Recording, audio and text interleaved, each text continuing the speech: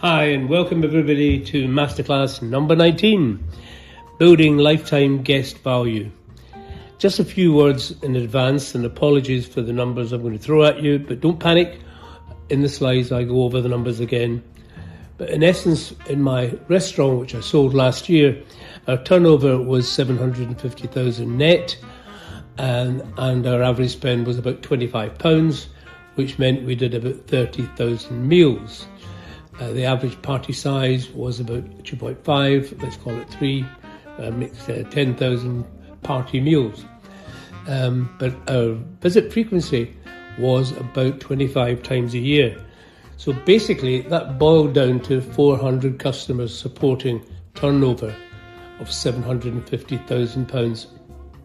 And it's going to be a similar situation in your business. So let's go over that again.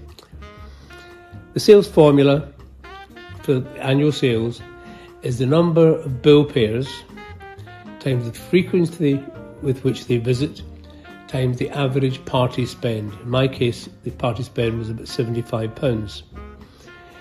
So in the case of the old bank, the sales were 400 bill payers visiting 25 times, average spend £75. And that's where the £750,000 comes from. To get the lifetime value, you take the annual spend, multiply it by the number of years. So the average annual spend of a bill payer was £1,875. The restaurant was running for 12 years, and that gave a total lifetime value of £22,500, enough to buy a decent second-hand car, £22,500. And it all comes down to frequency. In previous masterclasses, I've talked about how to attract customers in the first instance using social media, TripAdvisor, Google, etc. to bring people in.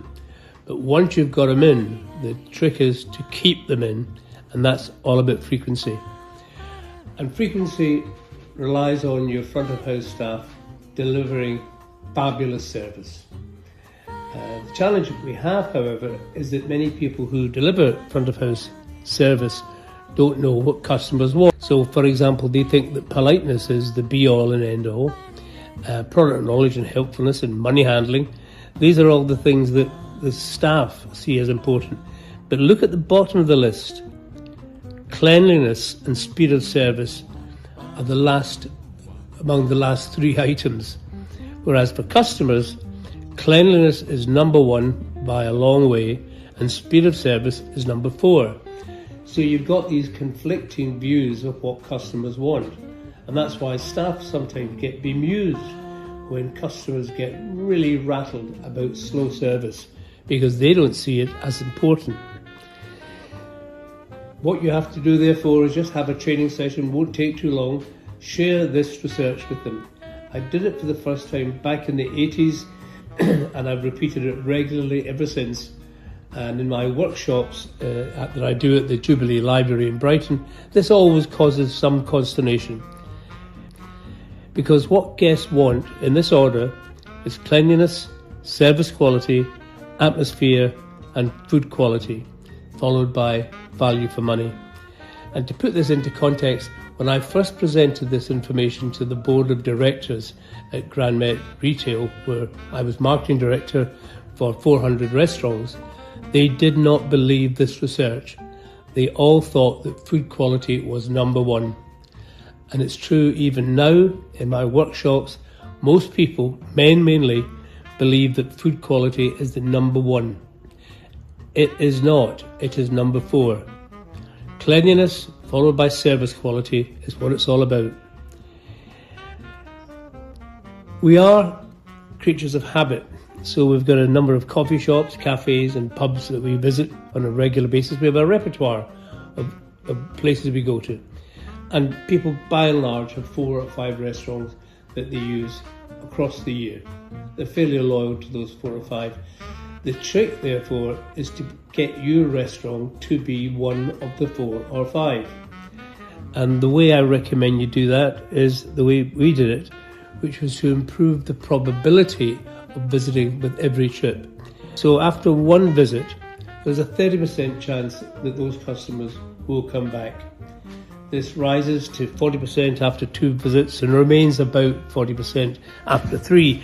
However, after 4 visits, the probability rises to about 70% and accelerates after that. So the aim here is to get the 4 visits.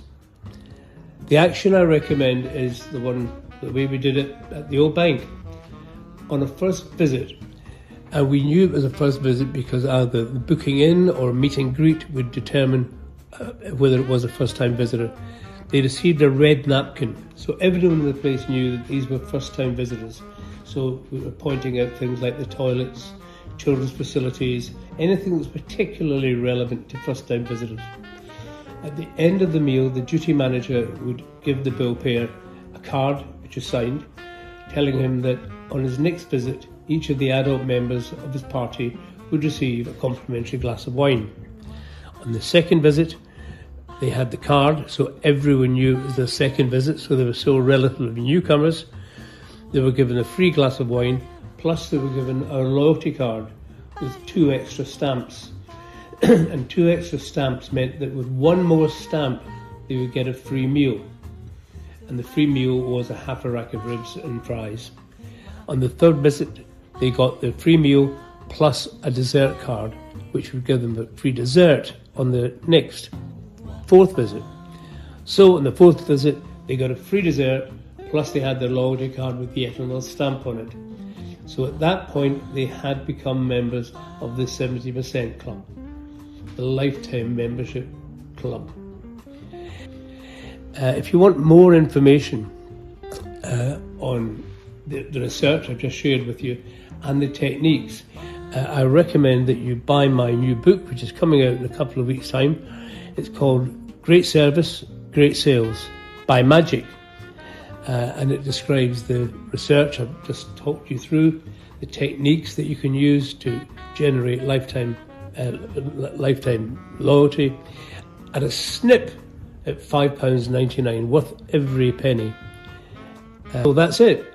Hope you found it interesting, even illuminating, and look forward to seeing you again on my next Masterclass number 20. Okay, bye-bye.